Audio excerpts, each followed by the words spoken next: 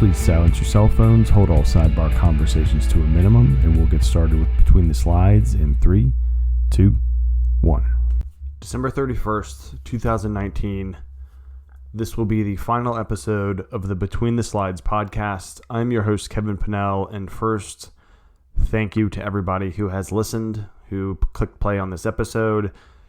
And while it sounds final that this is a last episode of this podcast, I also want to share that I will be moving to the People, Process, and Progress podcast, which I find is a way to evolve as a podcaster, to expand the show, which started really as a way for me to continue teaching and sharing all hazards incident management principles and practices, as well as some project management. And I feel like focusing on people, more interviews, more historical figures, just more things that I find interesting that I know others may as well, and processes of all types, whether it's a technical thing or how somebody changed their life through quitting smoking, whatever it is like that. And then progress. Progress is the goal. Progress to help us all get better in whatever capacity we need to or want to. And just a way to share that. And it's a way, and as a podcaster, an opportunity to not be kind of so narrow on the topic. And honestly, when you say, when I've talked to folks and it's like, oh, you have a podcast, what is it? I say, oh, it's Between the Slides. And they're like, what? So it's not a super intuitive, it's, the conversations you have between slides at a conference or in a meeting or something like that. But when you say people, process, and progress, pretty straightforward, as long as it's not a tongue twister there. So on this last episode, I wanted to reflect on the top 20 most downloaded episodes of Between the Slides. And as of today, we have 5,805 downloads, according to the Great Blueberry statistics from the host that hosts the show. And so the most downloaded episode with 242 downloads is the Project Management Tips to Succeed on the PMP Exam. So that's where I shared how I was successful in my first try, not by reading every word in the Project Management Body of Knowledge book, but rather, going through the second part of that book, which is a much better read.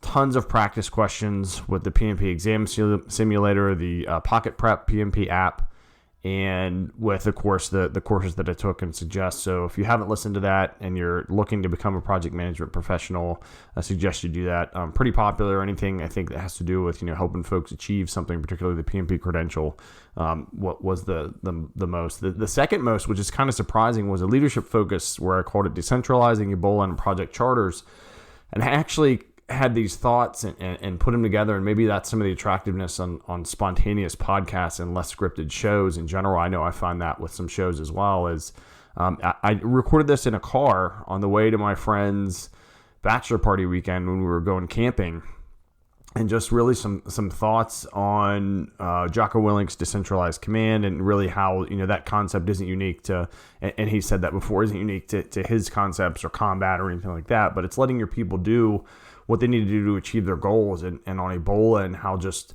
the rush from folks, it had come up in the news again, and when it hit years ago, and everybody was worried, and we were screening people all over the country, how people waited to the last minute to get supplies, and there were no supplies because you wait and everybody wants the same stuff. And then I talked on Project Charters and their importance, not just for the administrative box to check, but more so, when you put together a charter, you're pulling people together to craft those objectives and really, kind of build that foundational form, which I've talked about in the show, of those objectives, the organization chart that's one team, with vendors and staff and anybody else together, working and coordinating resources together and communicating really well. And so a charter is a way early in a project for us to do that. And so that was kind of a discussion there. So 213 downloads of that episode. That's pretty neat. The next two episodes were some of the earliest. So my third episode was the second episode, the NIM 700. So that really getting into what is this whole incident command system concept and what is the National Incident Management System.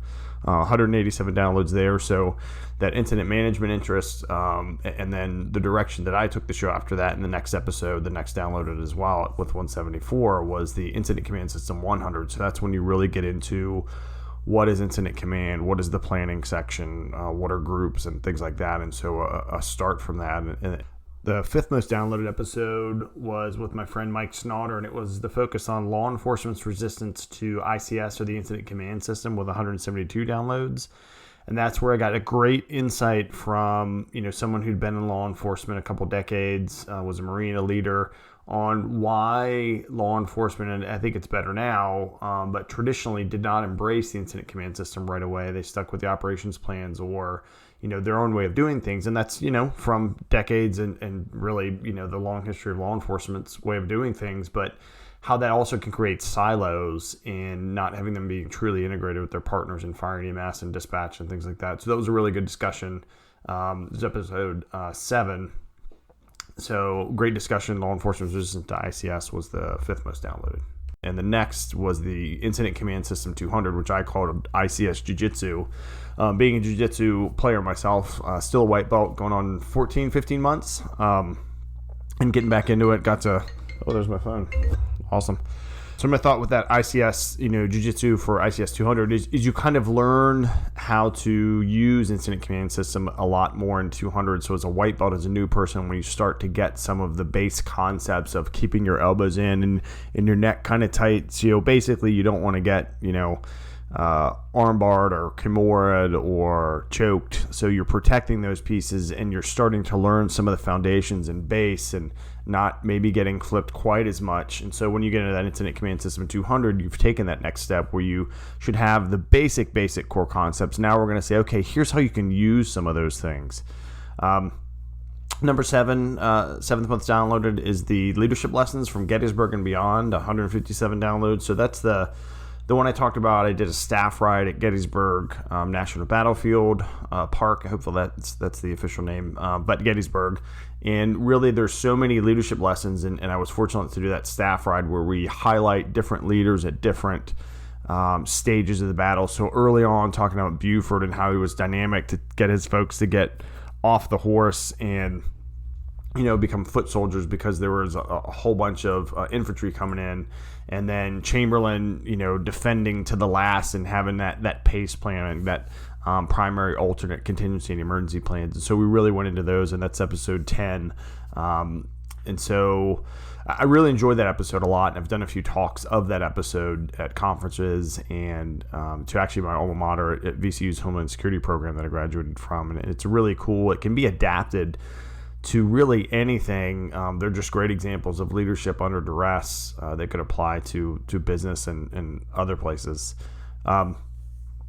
Number 8 most downloaded, 144, are tips to succeed in the Type 3 All Hazard Incident Management Training course. That's the O-305 class. So that's the incident management team boot camp, if you will, on a couple days of slides and discussions, and hopefully some between the slides discussions, if you will, going on. A lot of that actually, not war stories and reading slides to you. Wink, wink. Instructors don't read slides to folks. And then the second half of the week is getting teams to work together, from something as simple as, hey, if you're logistics on your team for this class, you're going to order lunch for everyone, including your instructor. So getting folks into that habit, because when you go on real deployments, logistics does that, right? The food unit, or if you don't have a food unit, just logistics doing that for people. Number 9, 143, the 12 Immutable Laws of Project Management. This I got from a Streetwise project management book by Dobson, and then I saw it, looked it up online a bit to see different variations of it. And so it's really kind of some truths of what's really going to happen. A good standout one to me of, you can explain something and think you've explained it so simply and so clearly, and then you haven't because someone just won't get it. And that's, similar things like that with project management. This was another one. This was to my other friend's bachelor party while I was on the road. So, kind of open discussions, monologues, if you will, from the road seems to be pretty popular.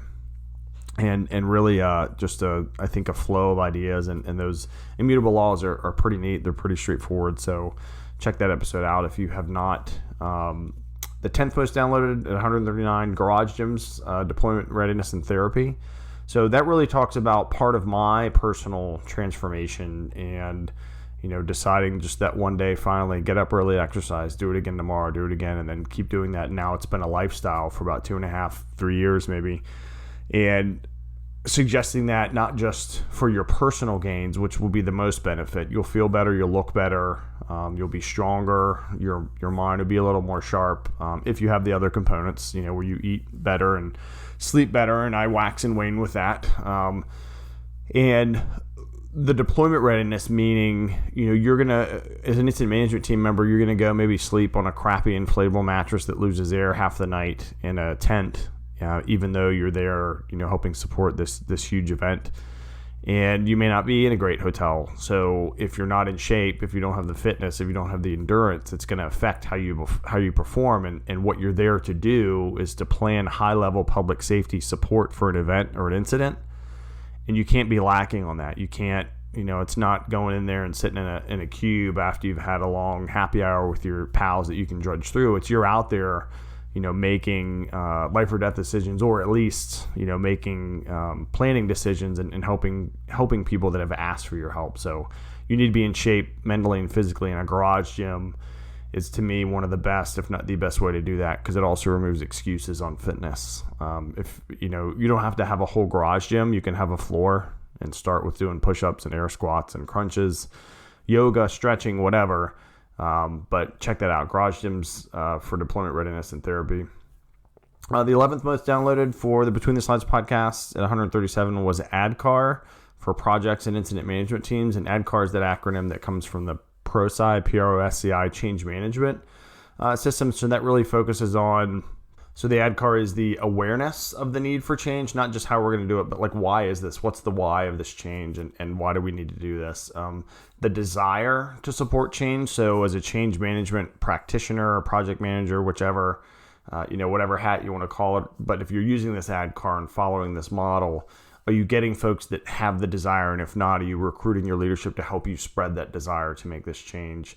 The K, knowledge. Are you letting folks know how we're going to do this change? That's when we get into how. So first, with that awareness, let them know the importance of it, the why, the need for it. And then when we get down to the K, that's the knowledge of how we're going to change, going into, whatever methodology we need to make change there. A, the ability, did we educate folks on the how? Are there already folks that have the knowledge? It's just a workflow change. So really, if it's already, there are already nurses that know the medical stuff. It's just, hey, we're going to do things in a different step with a different device, right? So have we trained them on that kind of stuff? And then the R is reinforcement. So this can come early in the process to, hey, we've made the change. Remember, everybody, here's the new process, to down the road when you're really trying to work on compliance and adoption, and then you have to get into the kind of reinforcement, the management, the positive reinforcement, and unfortunately sometimes the negative for just folks that are really just dissenting and not being part of the solution, but more so resisting.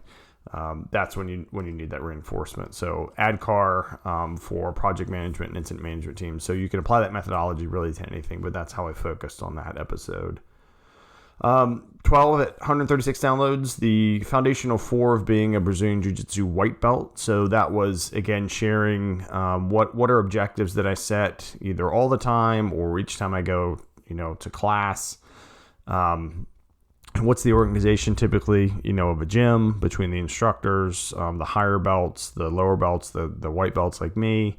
The hierarchy there, how does that go? What resources do you need to worry about between, washing your gi and your belt and your mouthpiece and your flip-flops or sandals or something to take with you to communicating, right? So talking to your teammates and your coaches and learning from them and going through that. And really is a great opportunity. Jiu-Jitsu, I'm definitely on the bandwagon of talking about jiu-jitsu, and there's a few key podcasters like Joe Rogan and Jocko Willink and some other folks as well, and they are certainly no small influence on why I got into it, and I'm sticking with it after over a year. So for everybody else that's been sticking with it, that's still got that white belt fever like me, that's whether you're younger or older, I'm 45, and we're already the small percentage of folks that are doing it, so let's stick with it.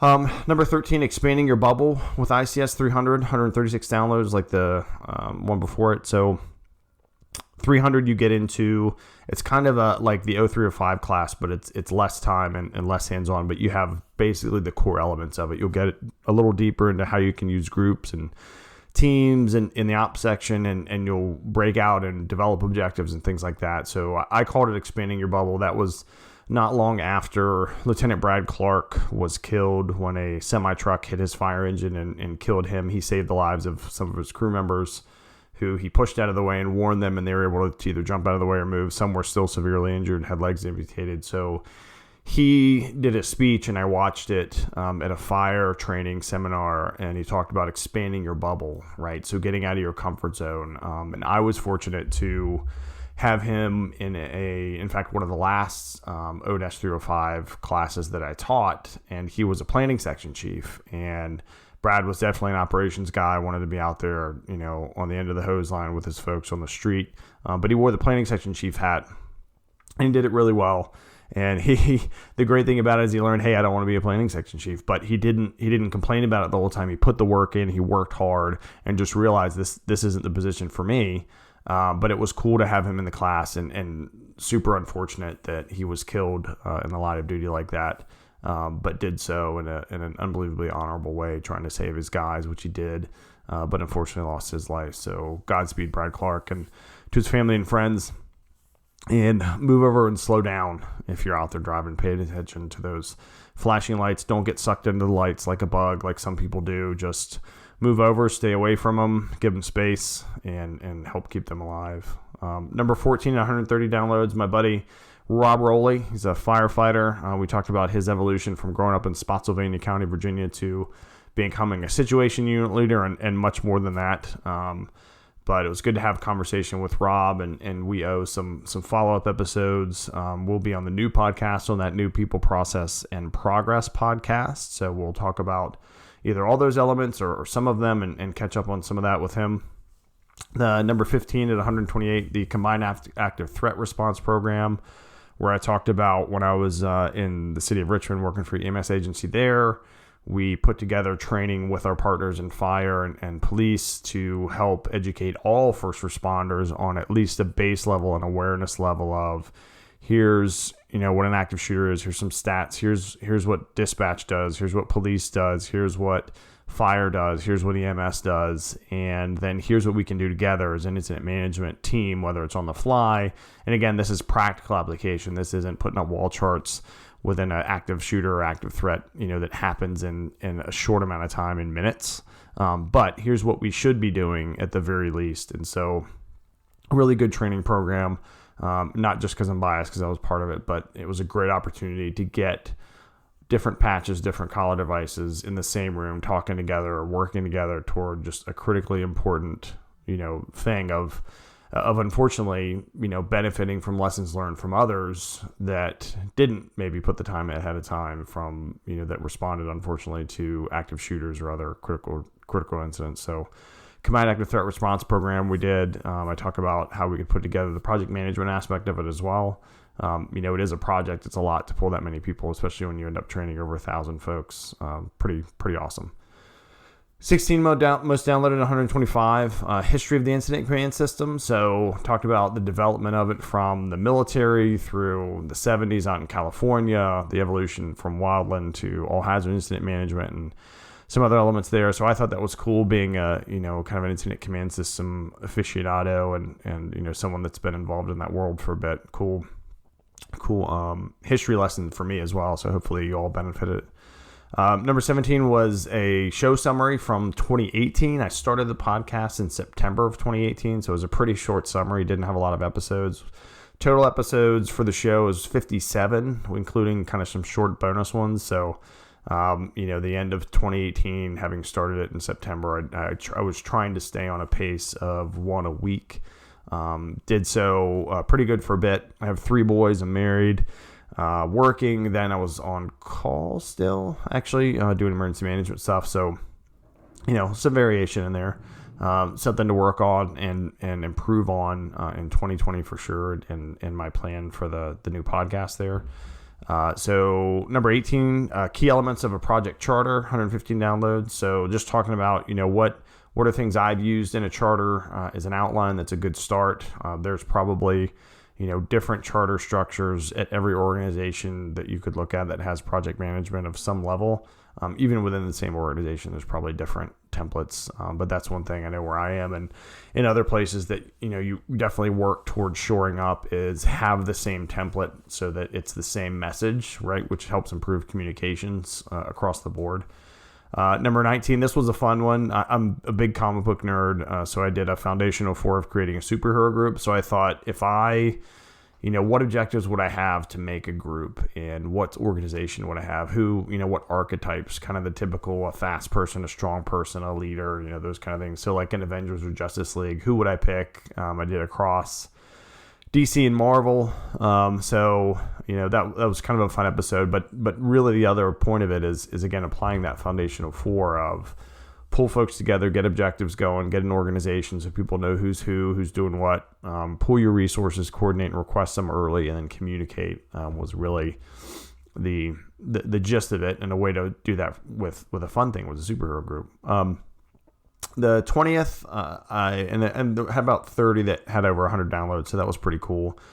But the 20th most downloaded, 113, was again my buddy Rob Rowley. It was the have a leg to stand on, where he and I talked through working up the leg of the planning P, so kind of the bottom left part of like a big capital P.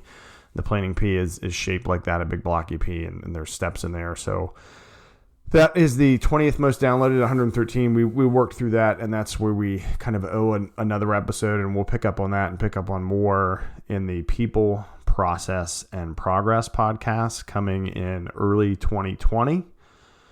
Thank you all very much for listening to this recap. I hope if you haven't listened to some of these top 20 episodes that you go back and do.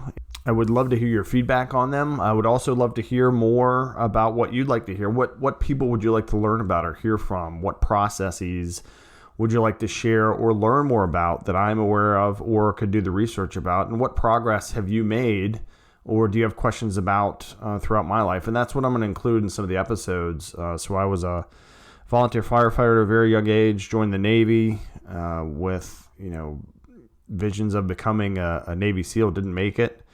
And then got into computers, then went back to school for Homeland Security, then got into computers again, got into emergency safety a bit, and now back into computers and project management and things. And so within each of those steps are successes, failures, lessons learned, people that influenced me, processes that I picked up along the way, progress that I made and then fell back on. So I know I'm not unique. I know, though, I have some pretty good stories and experiences, and I'm going to share more of those in the People, Process, and Progress podcast. And I appreciate each of you listening, all my family, friends, folks I've never met, folks from around the world that have reached out to me.